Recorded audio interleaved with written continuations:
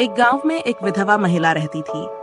उसके पति का देहांत हो चुका था और उसके बच्चे भी उसे छोड़कर चले गए थे। वह अपनी जिंदगी दुखी और अकेली महसूस करती थी।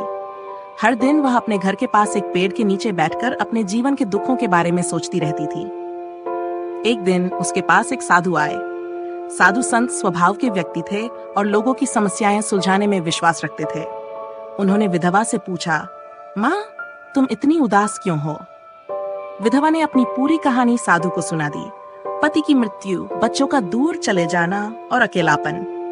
साधु ने ध्यान से सुना और फिर बोले, मैं तुम्हारी मदद कर सकता हूँ, पर तुम्हें मेरे लिए एक काम करना होगा। विधवा ने पूछा, कैसा काम महाराज? साधु ने कहा, तुम्हें एक घर से एक मुट्ठी चावल लाने हैं, लेकिन वह घर ऐसा होना चाहिए जहाँ कभी कोई दुख न आया हो। जब तुम ऐसा घर ढूंढ कर आओगी, तब तुम्हारे दुख का समाधान हो जाएगा। विधवा तुरंत उस घर की तलाश में निकल पड़ी। वह पहले घर में गई और पूछा, क्या यह घर दुख मुक्त है? घर वालों ने कहा, हमने भी अपने जीवन में बहुत दुख देखे हैं। फिर वह दूसरे घर गई, तीसरे घर गई और इसी तरह कई घरों में गई। हर घर के लोगों ने अपने अपने दुखों की कहानियां सुनाई। किसी के घर में बीमारी थी, किसी का कोई अपना गुजर चुका था और किसी के पास धन की कमी थी। आखिरकार विधवा समझ गई कि दुनिया में कोई भी घर दुख मुक्त नहीं है। हर व्यक्ति अपने जीवन में किसी न किसी रूप में दुख का सामना करता है।